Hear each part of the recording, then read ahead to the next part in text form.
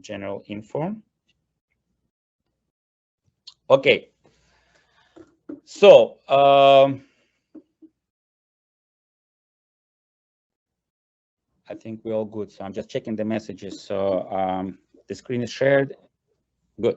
So let's start first of all with the discussion a little bit about the machine learning AI, because there is a lot of claims, there is a lot of messages. You're probably reading a lot of statement and press releases in the media, and sometimes you could be under the impression that artificial intelligence and machine learning will solve a lot of problems, almost all problems. And sometimes it's very important also to realize, what are the claims scientifically sound claim, and what are the claims sometimes, stretch too far. And it's very hard to say whether, you can actually justify those claims or not. So therefore, we'll talk a little bit about the AI/ML definitions. Obviously, this is a really philosophical question. There could be multiple definitions and understanding. But, at least, we'll spend a little bit of time to talk about this, because it will help you also to filter out those press releases and some of the claims. So we'll talk a little bit about the assumptions, what actually AI/ML do. We'll look at the applications. We also discuss three main different types of machine learning: supervised, unsupervised, and reinforcement learning. Obviously, it could be some other flavors and hybrid model, but those are three main conceptually different pillars of the machine learning AI. Of course, we will talk about the designing a learning system, training versus test. We'll say a few words as a concluding remark about the machine learning nutshell, and we'll just look a little bit about the application. So again, this is just an introduction, general information before we will jump into some of the technical aspects. We'll see some of the equations. Don't be frightened by them. I'll try to explain as much as I can, obviously, given the 4 hours limit, but you can't avoid completely equations, so they have to be somewhere present in the slides if you want to understand a little bit about the inside of the machine learning. So in terms of the AI/ML definitions, so I think, definitions, as I said, very broad in this case. Pretty much everybody could come up with their own definition, understanding what you can do. I'll try to kind of summarize. But the bottom line is that we are trying to develop some programs or some algorithms, which is trainable algorithms. Some of them self-developed algorithms, because they can be actually code, certain patterns and embedded into the algorithms, and the code and the program itself can grow as we go, in a sense, and because it takes additional data and learn from the data.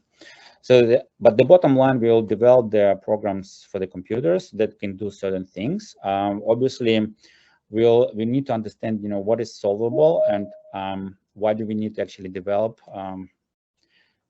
Hold on a second. It looks like someone joined, and I need to admit that person.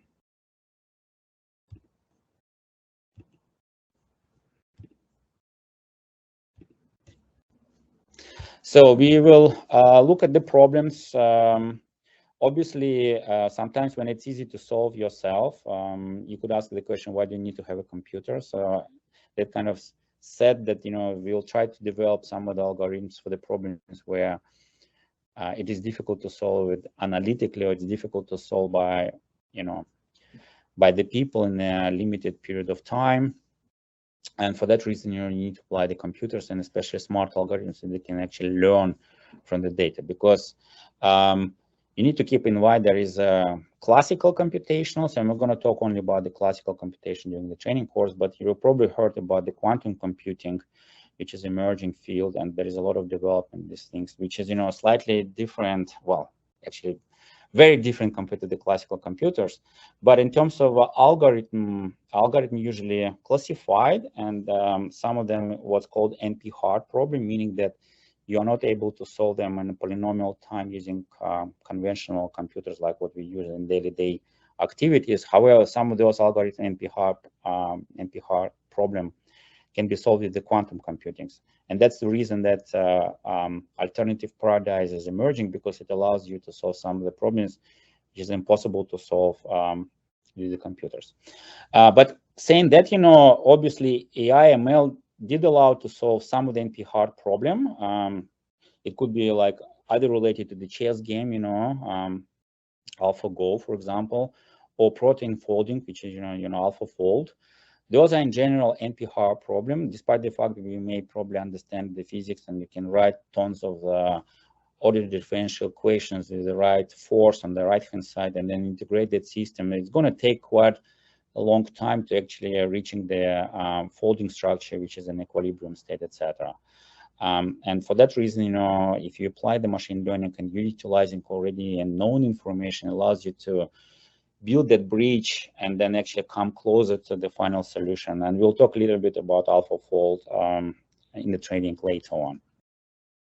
So obviously, the idea that you build some system which can take certain input data and then basically you can make a decision, you can classify input data, you can build the functional form, or you can basically learn from that data and then provide the predictions or some of the answers, depending what is your hypothesis you're trying to test. And this is a primary idea behind the machine learning. You can kind of classify the thinking machine or machine intelligence, studying cognitive problems, and then problem solving and computer science. They all come together and unify and build artificial intelligence. And the machine learning is one of the subset to that big domain of artificial intelligence, which allows you to use certain method and certain techniques. And we'll talk about them later on. So what is intelligence? So obviously, it also very philosophical question, how you define. Obviously in that case, we'll talk a little bit about the metrics and the quality control of your results. And then the question would be like, if you are able to build the algorithm which provides you 10% of accuracy versus, 1% of accuracy, who is more intelligent? Is the one that is intelligent algorithm versus another one? The bottom line, the intelligence in my understanding, and the way I would say is something, help you to make the decision. Even sometimes that your accuracy results maybe not so great. Let's say, you have only 10% of error and then 90% of accuracy, meaning that, your 90% time you provide the accurate solution. It's a very good system to use for prediction, giving the uncertainty of getting the wrong answer. And then we'll talk about different measures used to classify and quantify the error, as well as, we'll talk a little bit about confusion matrix and formulated, how to interpret this result, those confusion matrices, and then the metrics used to quantify those confusion matrices. So what are the necessary the intelligence to build? We'll talk also about algorithm. We'll talk about the steps needs to perform to build the intelligence, or basically predictions or classification or analysis of your data. And also, not last and not least, the questions of the sufficient data in your database. When do you need to say, like, you have enough data to actually build a very reliable intelligence or machine learning algorithm? And of course, the connection to the human intelligence is always there. The question is like, where we will be able to build at some point the machine or system will beat the human being. That's open questions, and where we need to allow the artificial intelligence to control our life in all aspects of that, starting from the artificial intelligence arbitrage, courts, traffic control, and all other aspects, even, health, artificial intelligence doctors, when you get the prescription based on the certain parameters, etc. Obviously, we are not quite here, but some of the directions, some of the companies moving towards these directions, and potentially we'll try to create, I guess, some of the solution in this field. Okay, so let's talk a little bit about several assumptions behind the machine learning.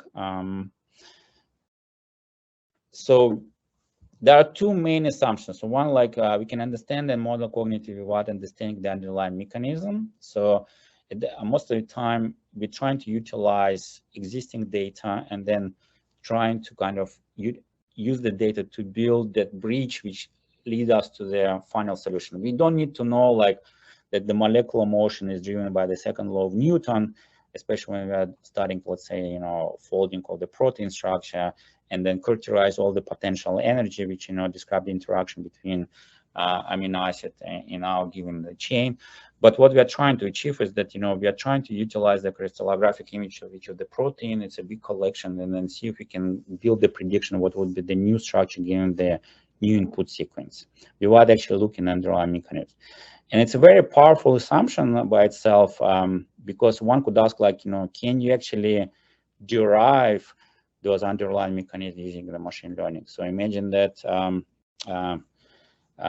then Kepler and Galileo Galilei looks at the data, and then they all look at the recording the data, and then Kepler formulated, certain observations based on the data, and then later on Newton derived the universal law of gravitation. This is the process which leads to the underlying principle and mechanism based on the data. So the question, like, is the machine learning able to do it, and derive certain things? Not maybe at this point, but you never know what with technology new algorithm will bring us in the future, and then maybe at some point we'll be able doing unsupervised learning can derive to the principal mechanism. The second assumption, obviously, it's a cognition will emerge from the proper mechanism, and we already touched based on that stuff. So obviously, combination of those two assumptions, they're not exclusive, and both support the idea of cognition as a computational. So this is the idea behind general overview of the machine learning AI concept, and all the researchers in this field are trying to capture those aspects. So let's talk a little bit about what does AI do, including the machine learning as a subset of the AI methods in general. Obviously, most of the AI research has fallen into two categories. One is they select a specific problem to solve, select a categorical problem, cognitive activity. So learning, natural language understanding, analysis, different patterns, etc. Some of the first group is related to study the problem, look at how the human solves, and then trying to recover some of the general patterns and algorithm, or come up with any algorithm which accurately represent the knowledge requires to solve and make the predictions. And obviously, for example, being the regression or some of the neural network will allow you to incorporate the knowledge and make the predictions based on the knowledge you're supplied into the system. But both approaches require one more representation form of knowledge, because obviously, imagine the situation, you build the system and it predicts your data very well, and then you could ask, like, but is that solution satisfy second law of the thermodynamics, for example? And of course, if you didn't tell the program or you didn't supply any information so that the neural network can learn about these aspects, it's very hard to say, like, it's going to satisfy it or not. And you as a domain expert, sometimes need to look at the predictions and then figure out based on your domain knowledge where they make sense or not. And that's one of the important aspects. Else is garbage in, garbage out. You need to remember that concept. So the quality of the data goes into the predictions, and then the domain knowledge analysis on the top is always, the key element of any AI ML strategy. And we'll talk a little bit about the data in the next session. So before that, let's have a look at the different application of AML. Obviously, I already covered quite a few of them, but at the moment, those days, we accumulated a lot of data, and it makes sense to utilize the data and then trying to build some system or either classification or predictions, or trying to do deep learning on some of the data. The bottom line is that you're trying to substitute yourself as an agent who is going to do high throughput screening, utilizing some of the algorithm and method, then keep that pipeline running on the cloud. On your local cluster, you would be able to obtain much better and faster some sort of structural information about your data, and then some of the feature importance analysis, and then actually, maybe biomarkers or some other observation, which leads to your conclusion later on. And of course, the application covers, starting from speech recognitions, image analysis, sequence data, all sorts of data coming in a biotech, biopharma domain, and obviously, everybody's trying to utilize and even combine different modalities of the data into one big machine learning platform.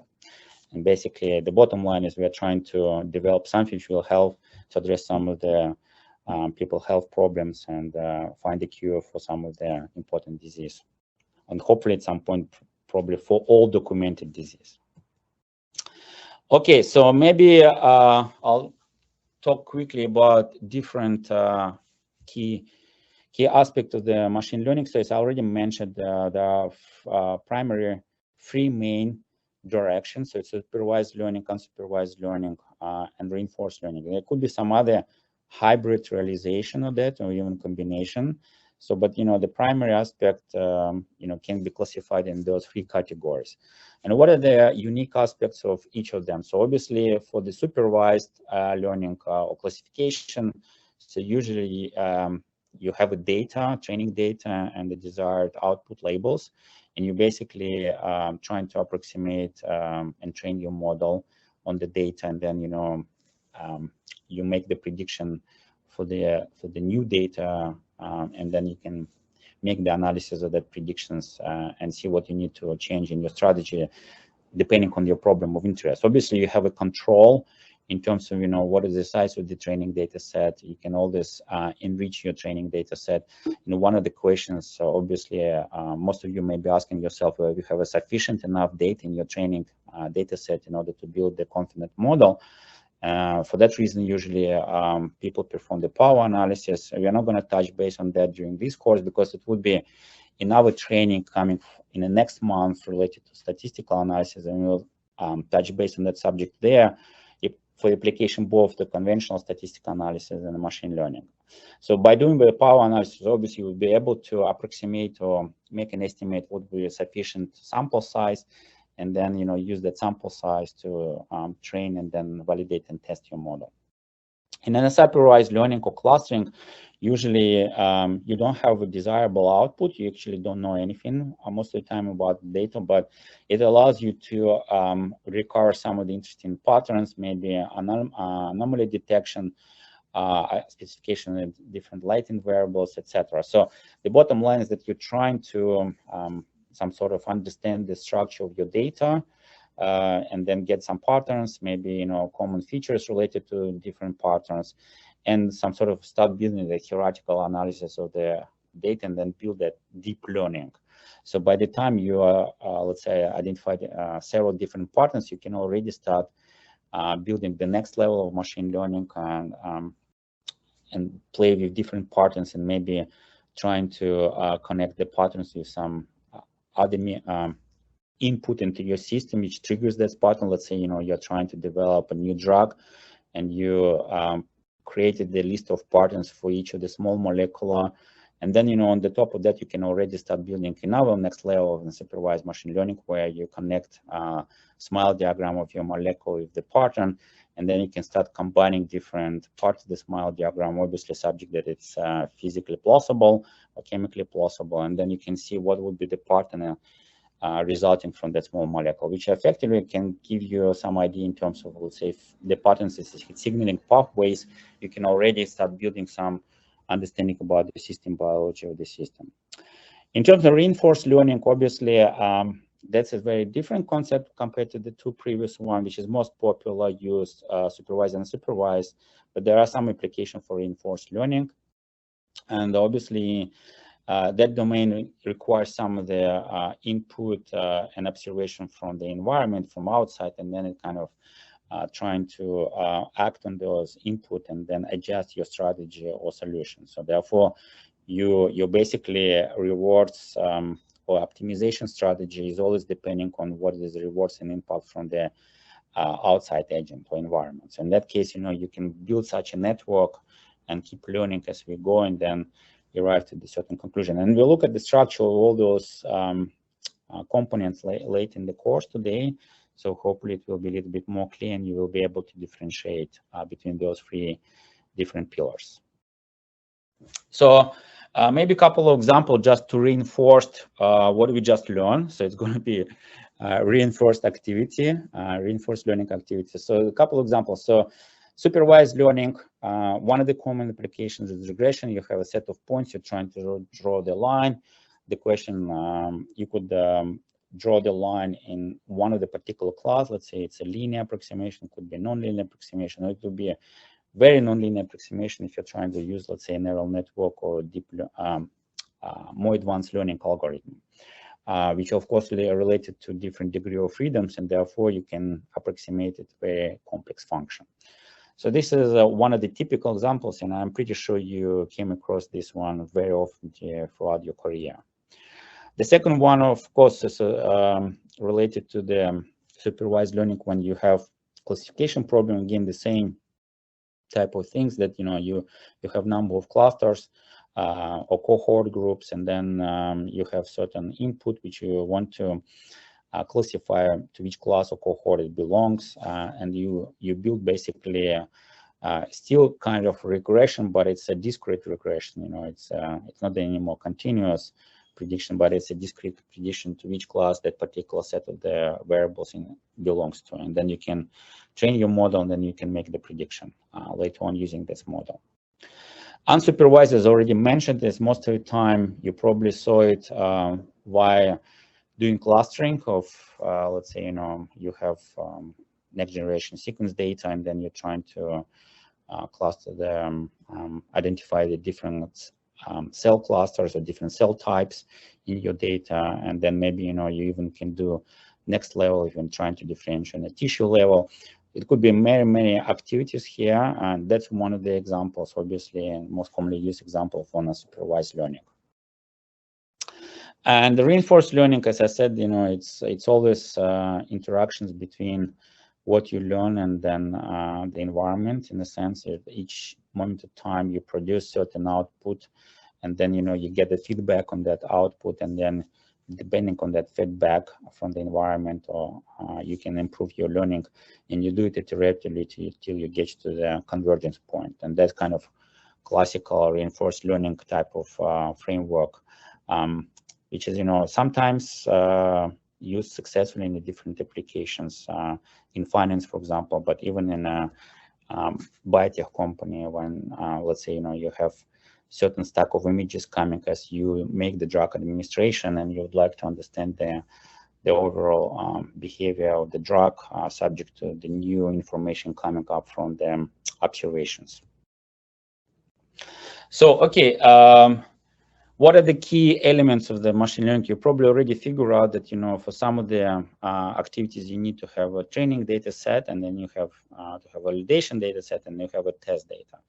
So obviously, so those are general distribution between the training, validation, and test. The test set usually is a blind test, in the sense that it's a final test of your model to make the claim about the accuracy of your model. The training and the validation data set, sometimes they actually unified into the one which you use to train the model, and then you just do the testing only.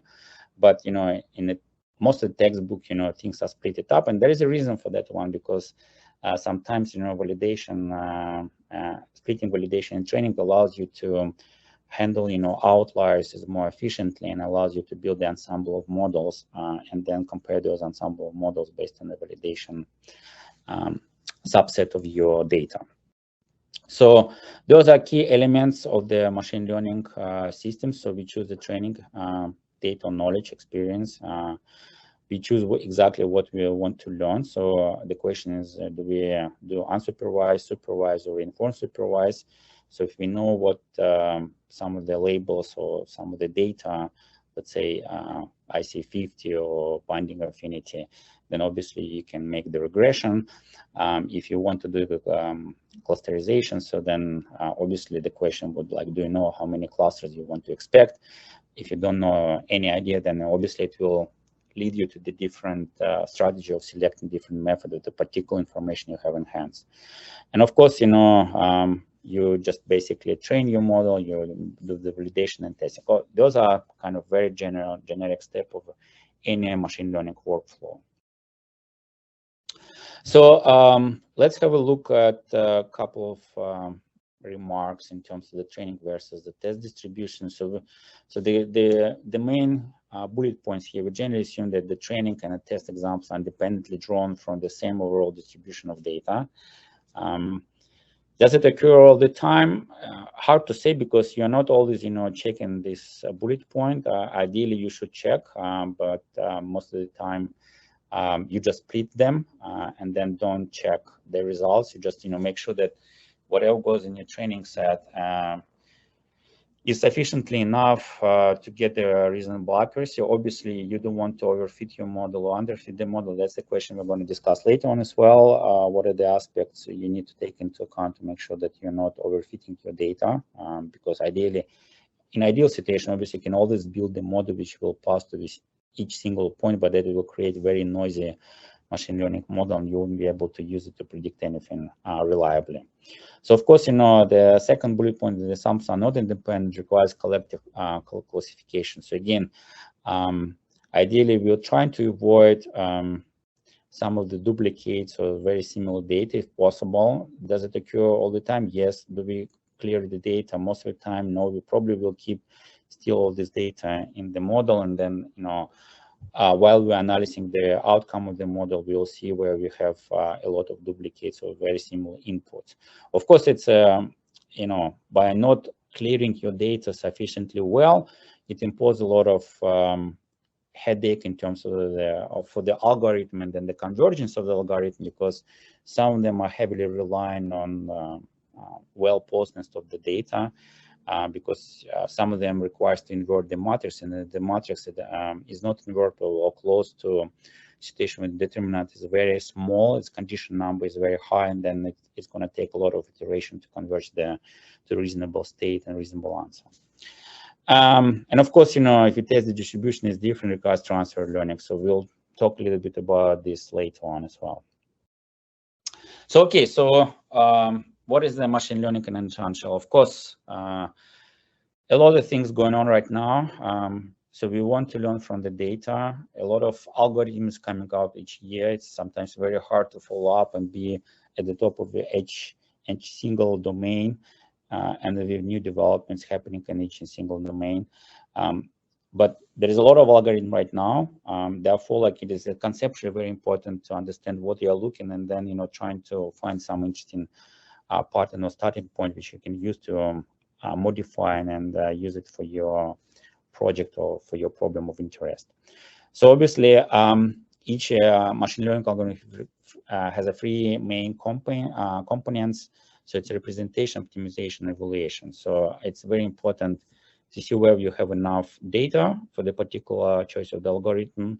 So you obviously need to optimize, because most of the algorithm have a lot of parameters, and whenever you're trying to use the algorithm from, let's say, TensorFlow, you will see that on interface you supplied your data as an input, but it also has a lot of parameters. Some of the parameters has a default values that you even don't touch or change it, but sometimes it's worth to play with those parameters, because you can actually identify very interesting settings for your particular data of interest. And evaluation is also very important, because we want to control the accuracy of our machine learning algorithm. There are many metrics or measures used to control the accuracy and actually compare one algorithm versus another algorithm. And we'll talk about this in the next several hours. So I'm going to briefly go through various functions. Again, the whole point right now is not just to get you familiar with all the methods. I mean, we simply don't have a time, but you just need to understand that there are certain areas where functional representations require. Some of them, let's say, related to numerical functions, symbolic functions, instance-based functions, and probabilistic graph models. So for each of the category, you have different techniques. Like, for example, numerical function, you can do linear regression. You can use neural network as a regression. You can actually use even supported vector machine for the classification, and then for some of the discrete regression as well. And in some other domains, you can see there is a lot of methods. So again, don't be frightened and say like, oh, I need to learn all of them. You need to learn them when you think that they will be really useful for you. And again, I encourage you, if you start developing your own machine learning algorithm, just first of all, have a literature search, identify the best practice for the particular problem of your interest. Some of the practices will be even include some of the example of the code. You can download that code from the GitHub, and then run that code, understand each single step of that pipeline, and then modify that steps for the particular interest you have in mind, right? Or maybe change some of the aspect in that code. Sometimes, license permits you to modify the code and shouldn't have any problem. It's more tricky with the commercial code, but likely in a machine learning domain, we have a lot of open source libraries and solutions. In terms of the optimization, also there are a number of techniques, and you probably heard in some of the discussions and some people using the jargons about the gradient descent. It applies in many situations. Optimization or in machine learning. Obviously, dynamic programming, divide and conquer type of concept, evolutionary computation. So they're all strategy to search the optimal point of view error. So effectively, there is a loss function or objective function you're trying to minimize or maximize depending on the formulation. And the way you're trying to address that optimization problem resulting in one of the algorithms used. The good news that sometimes you don't need to implement, unless you wanted to build completely new, your own solution from A to Z, then of course you need to follow up all the steps and then program each of the methods. But most of the libraries and the TensorFlow or in some other Keras and PyTorch, for example, they provided some of the algorithms which already incorporate the optimization algorithm. It actually provides you opportunity to select one of the optimization algorithm associated with one concrete method. And by playing with that parameter itself, you can see which one optimization algorithm is most suitable for your data, and then you can stick to that particular algorithm and move forward for your analysis. Again, some of them we'll describe during the course. I'll touch based on the gradient descent because it's one of the key elements of constructing the machine learning, and backpropagation is important. So I want to kind of at least make sure that you heard about this. We'll talk also about the learning rate and then some other aspects of the backpropagation, so which is essential, important to understand. And of course, we actually will start maybe before we jump in on the optimization. So it's important to understand how do we control the accuracy or quality of our predictions. And there are many measures used. We'll touch based on some of the common used metrics, and we'll just talk a little bit about them. But again, there is a long list with different applications where the particular metrics is more important. Some of the method has again an interface ability to select the metrics to control the convergence of the method and quality control of the final results. So therefore, pay attention to this. We'll touch based on accuracy, precision, and recall.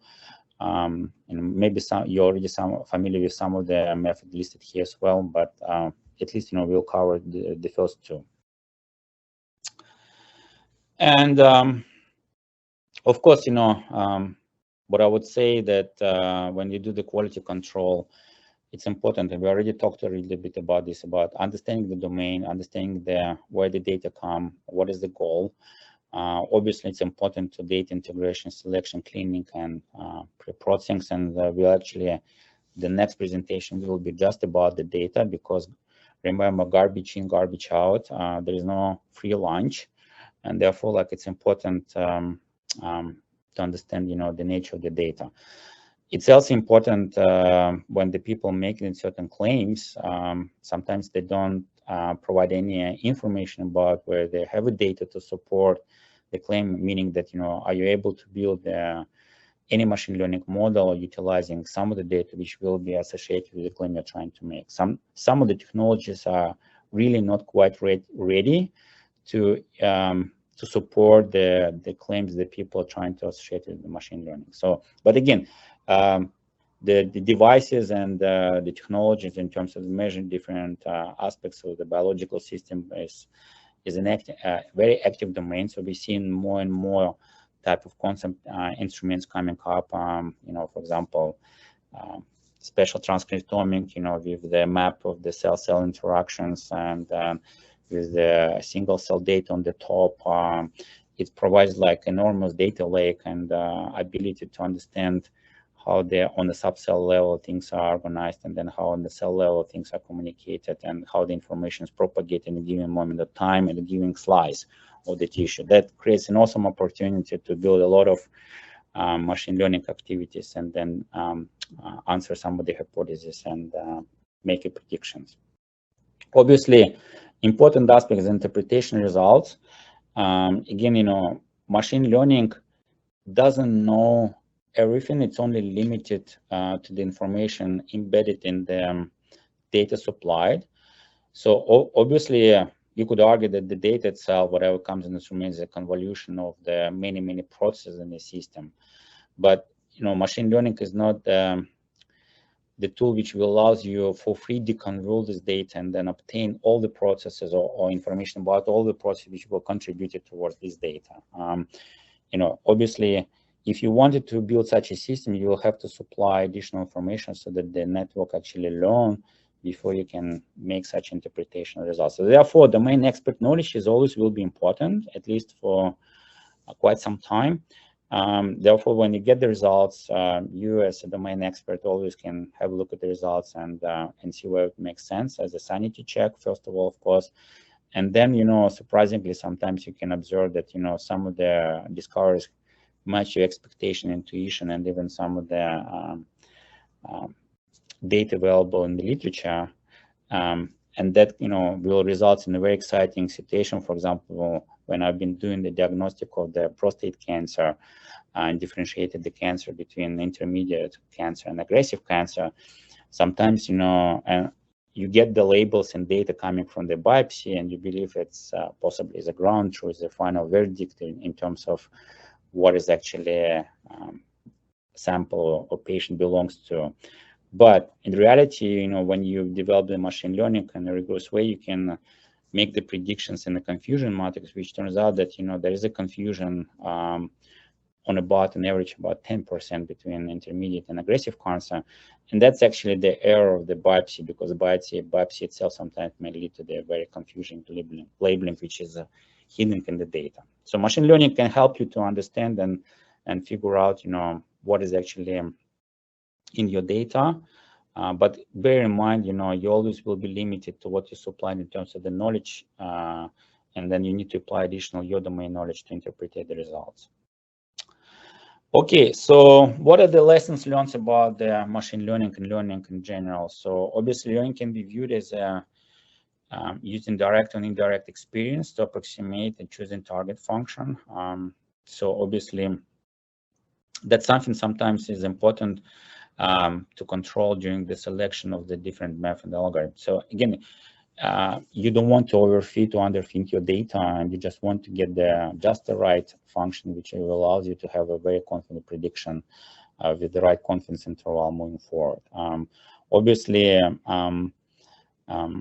function precision can be viewed as a search for the space of hypothesis. That's one of the learning and experience. But again, there are many methods. You can build, function approximation using different techniques with a different level of accuracy. And we'll talk a little bit about regression analysis and approximation theory. Of course, the most important, I guess, the different learning methods assume different hypothesis space. And therefore, I think that's very important when you actually do the final assessment of your results, is to take into account the uncertainty which comes from the selection of different methods. So I personally like to run several different techniques and methods, which is conceptually very different, and then look at the outcome of the different method, and then actually do the distribution building across those methods, and then see what are the statistics coming up. That allows you to some sort of quantify and provide some information about the uncertainty which comes from the machine learning. There are all other sources of uncertainty, of course. It's a biological variability, the error of instrument, etc., which are always incorporate into your data. But we shouldn't forget about the uncertainty which comes from the machine learning itself, and what you select, how many levels of a neural network you select, what was your learning rate. So all those parameters may lead to, if you vary them, will lead to maybe very different results. So understanding the distribution of possibilities is a very important aspect in the analysis and interpretation of results.